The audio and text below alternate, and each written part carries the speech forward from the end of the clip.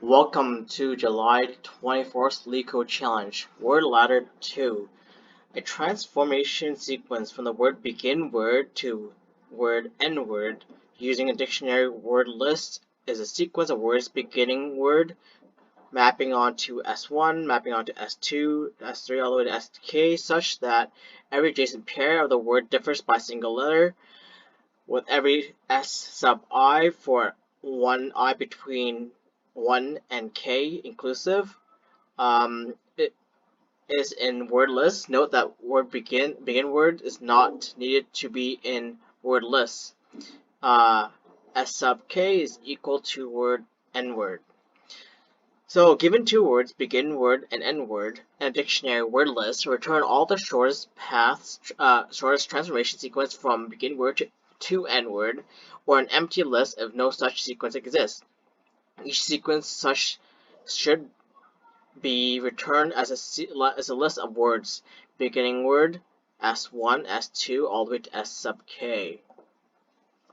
So, for instance, we have the word begin word hit, and end word cog, and we have the word list.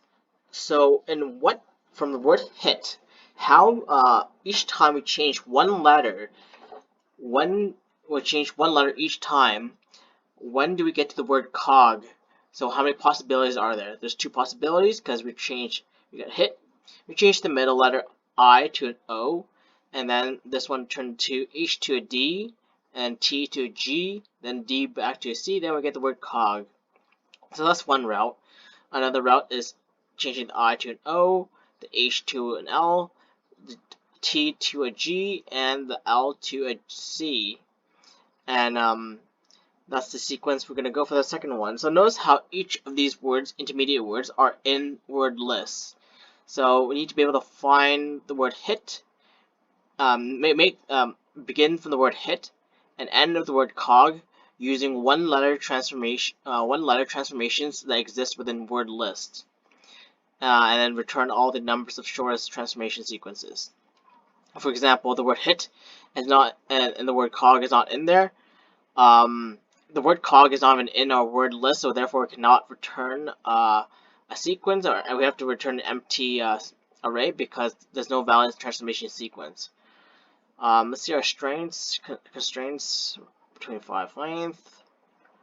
The length of the word end begins with the word begins, so that makes sense. They have to be the same size. Length, I mean. That makes sense. Lower English letters, okay. Begin word does not equal end word, so we don't have to check for that. And each word in word list is unique. Okay, so one of the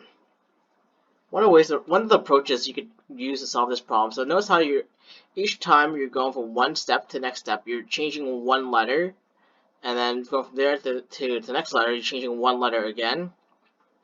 So you want to do what's intuitively, and using my intuition, the problem could be correlated to like a graph data structure. So we could represent each vertice and edge connecting two words by different letters. So we could use actually a breadth first search algorithm, and with backtracking. So we change one letter, and it's not going to get us to our endpoint. Then we always go back to the previous word we had before. So we use a breadth first search algorithm where we treat each vertice word as a vertice and each edge as a letter. We could use a graph data structure to search through it using breadth first search.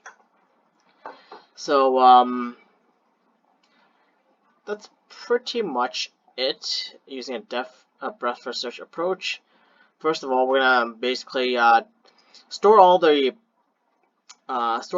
present words into a dictionary of some sort. It could be unordered set as well, and then so it could be officially removed during the breadth first search algorithm. The next thing we want to do is performing the breadth first search itself. We're going to add the edges to the adjacency list if we have one, or something similar to it. And we're going to search by visit level. So each letter moving down the index will be a level that we're searching in terms of our breadth first search algorithm. Then we just start from the beginning word and keep on doing a breadth first search, and with backtracking included to have a path in order for us to get to the N word. Well, whatever path leads to the N word, we just store that path into our results. And that's kind of the reasoning or intuition behind it to make this work. It's actually a little bit lengthy, so let's buckle down here. So the first thing we want to do is store our words into a word list into a dictionary. Let's just make it easy for us. So basically, I'm going to call it, let's see, it could be any type of letter, by the way. So let's call this dict. Not too creative, calls dict. Nope, it's a keyword. Word. Dict. There you go. Which is gonna use a default dict, so let's get to get a list. Then we want to iterate through each word in our word list, including beginning word, and then we're going to find out each letter of it as well. So here's what we're going to do. For word in word list, what we're going to, and also we need to add the beginning word as well to it. So we have our set there. What we want to do is for each element I, index I in the range of our length word. So this is the size, the length of the word for each letter in our length of our word. What we're going to do is we are going to store that as a variable called W, where W is going to be the word at the index from that to the very end index. So we're going to take the last letter there, and it's going to be plus a star value here.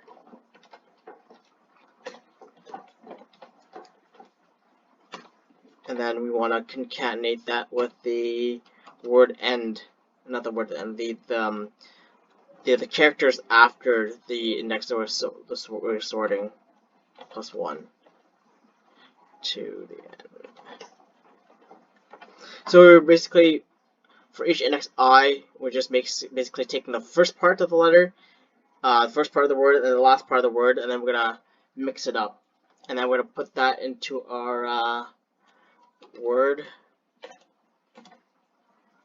dict at index W, and we're gonna reassign, and we're gonna add that to our append W word. Alright.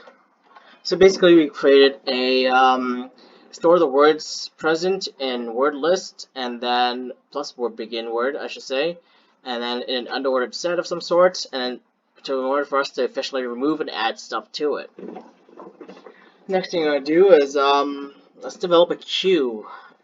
Call this queue, and it's gonna be a deck. Double-ended queue, taking in a couple of things here. So first thing we want is you want to take in an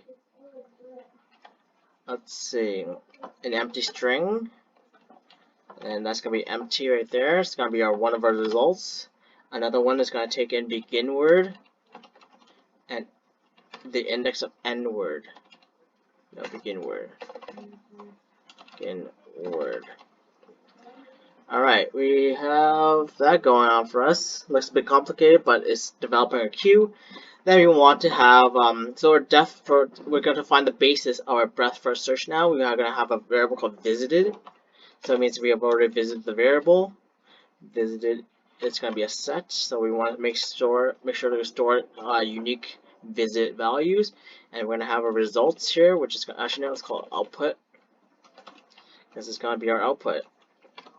And that's going to be an empty set, as mentioned above here somewhere. The output will be a list. No, wait. All the transformation sequences. Yeah, it's going to be a list here, so basically that thing. It's going to be an empty one to begin with. And then we're going to have a temp variable. It's called a temporary. It's a temp variable where we have temporary visit the node. So this is what we're going to use for the backtrack. I'm just call it temp, and it's called set. Actually, can I actually do this? Does that work? Let's just not do it now. Alright. Yep, actually I can do that. Let's do it. Temp. There you go. I think that will work. Alright, so the next thing we want to do is begin our breadth first search algorithm. So while Q is not empty or exist, what we want to do is word, and we're going to find a variable called path, which is going to be q.pop. We want to pop off the Q.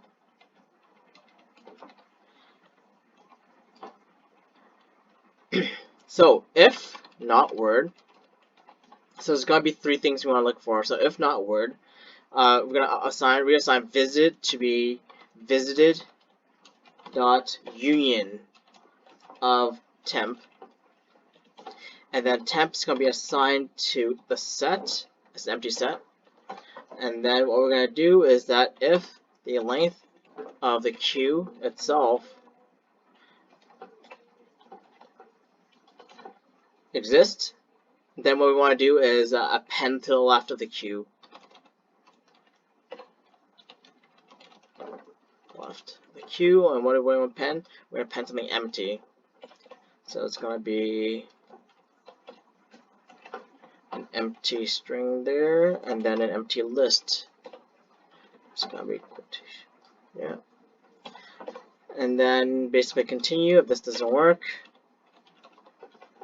And then we want to do if the other so if word is equal to n word, that means we have reached our n. Then we want to do is results, append the results to it. Not results, append the output to the output. The append. So we'll append the path from start to end, and then continue as well. And then we have two if statements. Next thing we do is do another for loop here.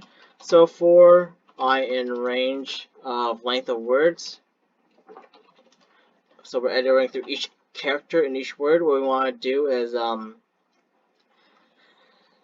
change one letter at a time. We're gonna call that it's a wild change wildcard, I guess. What should I call it?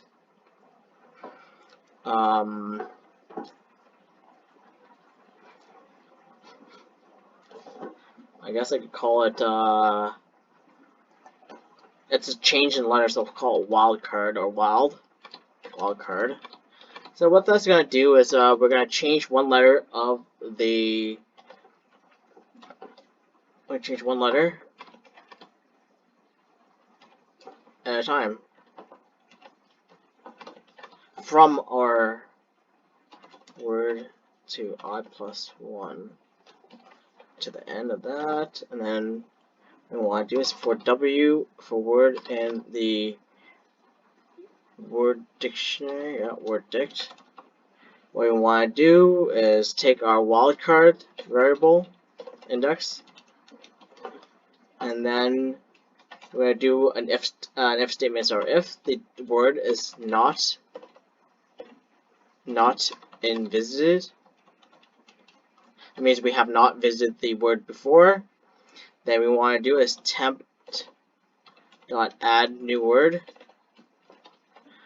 and then we want to append the append to a valid path.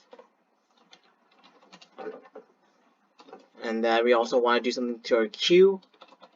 So q dot append left, because this is going to be our letter left. And what do we want to append? We want to append our word and the path of what we are, the whole entire path so far. And then we want to backtrack, so path.pop. And then that's pretty much should be it. We want to return actual output though. Let's see if that works. So fingers crossed, hopefully this works. I did not get this one right away. It's quite a challenging one, and that looks like it may not work. Oh, okay. It looks like it's working. Hopefully, maybe.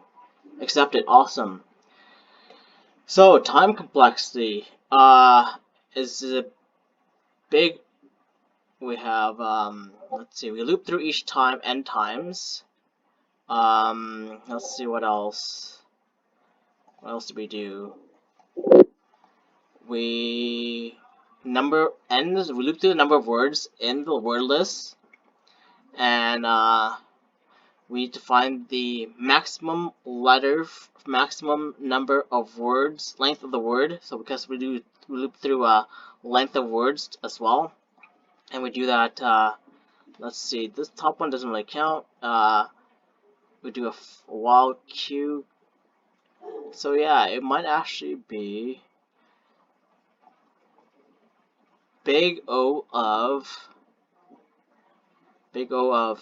n times which is the big O of n, which is the number of words in the word list, times k, which is the number of the length of the word, and then we do a breadth first search as well. So every word traverse for each word. We're gonna use our we'll basically look at the words around it as well. Yeah, it's similar, something like that. And time space complexity is that we basically look at each word and each character in each word. So it'll be n times k time, big for space complexity. Alright, that's a long, hard one. Do not really have much to add to that. It's not straightforward at all. Alright, have a great day, guys.